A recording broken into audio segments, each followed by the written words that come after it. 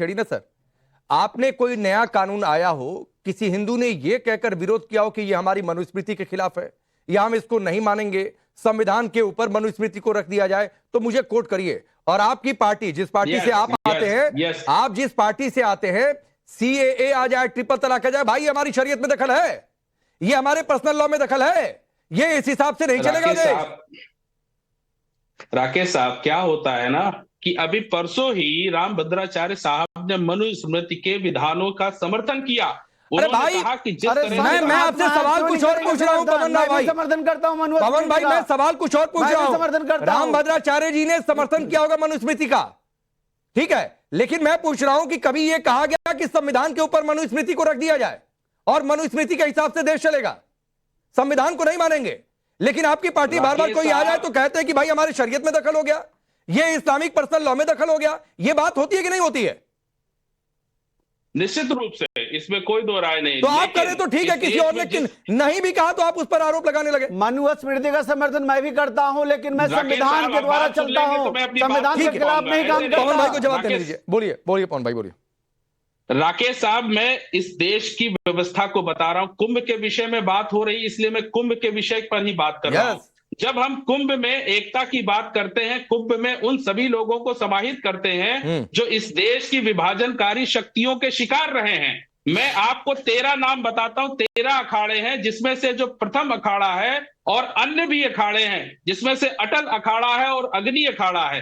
क्या अटल अखाड़ा और अग्नि अखाड़ा इस देश की एकता को मजबूत करने का काम करता है? बिल्कुल नहीं करता है। मैं यही कुंभ के विषय में आपको तो आपकी पार्टी से सर्टिफिकेट लिया जाएगा निर्मोही कि महाकुंभ में कौन सा अखाड़ा जाए, नहीं अखाड़ा जाए, ये आप तय करेंगे? अखाड़े के बारे में आपको क्या पता है? देखिए, या तो आप कुंभ पर बात कर लीजिए या पार्टी पर। नहीं, मैं कुंभ पर ही बात करना चाह रहा था। आप मनुस्मृति तक चले गए और फिर जब मैंने आपको आईना दिखाया तो कह रहे हैं छोड़िए मनुस्मृति, हम आकर कुंभ पर बात कर लेते हैं। फिर आप अखाड़े पर उठ कर चले गए। तो भंडारी जी, ये अब एमआईएम पार्टी के हेडक्वार्टर से एक सर्टिफिकेशन लेना होगा कि महाकुंभ में कौन कौन से अखाड़े जाए, कौन कौन से अखाड़े न जाए। ये पवन भाई तय करेंगे, उनकी पार्टी तय करेंगे। कुंभ की मैं बात करूंगा। राकेश जी, ये रजाकार की पार्टी अब बताएगी कि महाकुंभ के अंदर कौन सा अखाड़ा रहेगा, कौन सा नहीं। बात कर लीजिए, ये रजाकारों की पार्टी बताएगी क्या? ये जो रजाकार जो हैदराबाद को भारत का हिस्सा नहीं चाह रहे थे, वो बताएंगे महाकुंभ में कौन होगा। अब याकूब मेनन को आतंकवादी ना कहने वाली पार्टी बताएगी कि महाकुंभ में कौन सा अखाड़ा हो, कौन सा नहीं होगा। अम्बेडकर साहब, मैं कह रहा हूँ पवन जी, अपनी पार्टी के अंदर की बातें करिए। 15 करोड़ 100 करोड़ वाली बातें जो है ना, आपकी पूरी देश जानता है किस तरीके से करिए। जाति व्यवस्था को समाप्त जब तक नहीं करेंगे तब ये देश की एकता में रजाकारों को रखने की कोई जरूरत नहीं है। अरे पवन जी, ये एकता तब आएगी जो भारत विरोधी है उनके खिलाफ, जब 140 करोड़ देशवासी साथ में रहो तब एकता आएगी। आपके ये रजाकारों के साथ में एकता नहीं आने वाली। अरे रजाकारों को छोड़िए, कुंभ पर। अरे आपकी पार्टी रजाकारों के बेस पे बनी है, आपकी पार्टी रजाकारों के बेस पे बनी है, आपकी पार्टी कम्युनल पार्टी है, और आप जाके हमारे महाकुंभ के ऊपर सवाल उठाएंगे। आप कुंभ पे बात करें। अरे हम महाकुंभ की बात करेंगे, महाकुंभ कोई मैटर ऑफ डिबेट नहीं है, महाकुंभ को मैटर ऑफ स्पेकुलेशन नहीं है। ठीक है। और मैं कहना चाहता हूँ राकेश जी, 2013 में एक और डेटा सुनिए, 25 करोड़ का सब स्टैंडर्ड काम करा था समाजवादी पार्टी ने। 11 करोड़ का इम्प्रॉपर टेंडर लागू किया था। 60% एम्बुलेंस पे शॉर्टेज हुई थी समाजवादी पार्टी के वक्त में।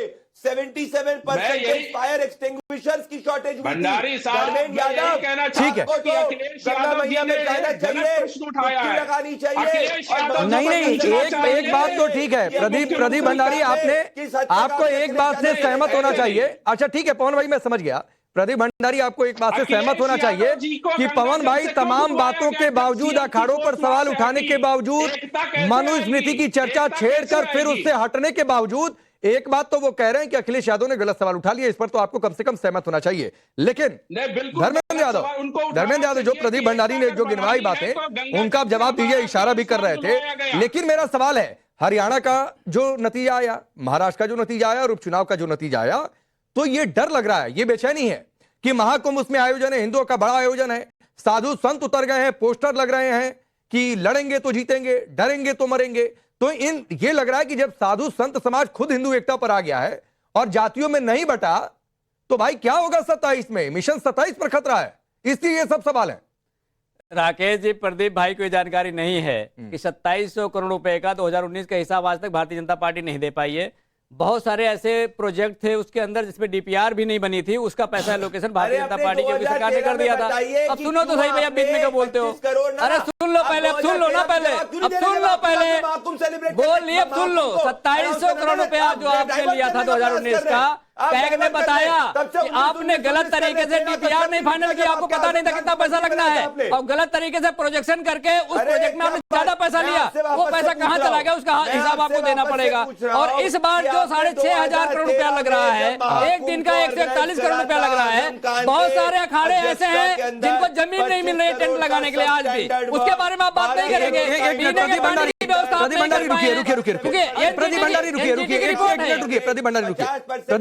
प्रदीप भंडारी मैं आपको समय देता हूं, रुक जाइए। आपने कहा ना बहुत सारे अखाड़े जिनको जमीन नहीं मिली, नाम लीजिए 2 अखाड़ों का।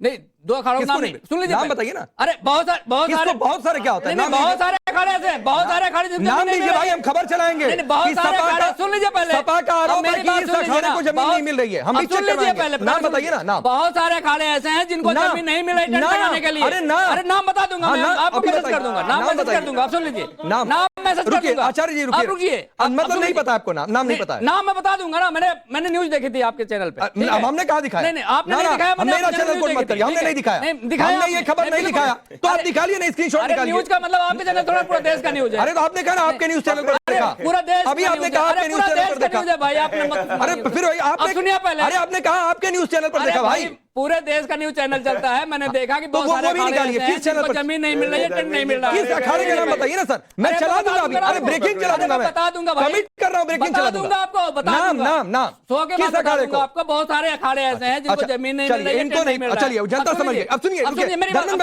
मैं आपको समय दे रहा हूं, आप ही के पास सुन लीजिए ना, मैं आपको 1 मिनट देता हूं, 30 सेकंड में 2 हिस्सा देता हूं, और मैं काउंटडाउन यहां पर ऑन कर रहा हूं। 30 सेकंड आपको बोलना होगा 2013 का रिपोर्ट। रुक जाइए भाई, रुकिए, एक बात मेरी रहेगी उसे पूरा करूंगा। मैं वो भी दे दूंगा समय, वो भी दे दूंगा। आप 30 सेकंड बोलेंगे 2013 का एग रिपोर्ट पर, और 2019 के एग रिपोर्ट पर भी 30 सेकंड। उसके बाद जो आपको बोलना होगा बोलिएगा, पहले 2013, चलिए बोलिए। अगर ये कैग का दावा है कि 2013 में कोई अनियमितता हुई है, उसके बाद जो सरकार आई उसमें जांच क्यों नहीं कराया और कोई कार्रवाई क्यों नहीं करी? 2019 की जो कैग रिपोर्ट आई है उसमें स्पष्ट कहा गया है कि 2700 करोड़ रुपए का आवंटन हुआ था। 24 ट्रैक्टर उसके खरीदे गए थे मिट्टी को लेवल करने के लिए, जेसीबी खरीदी गई थी, और उनका रजिस्ट्रेशन स्कूटर, बाइक और बैटरी रिक्शा पर था।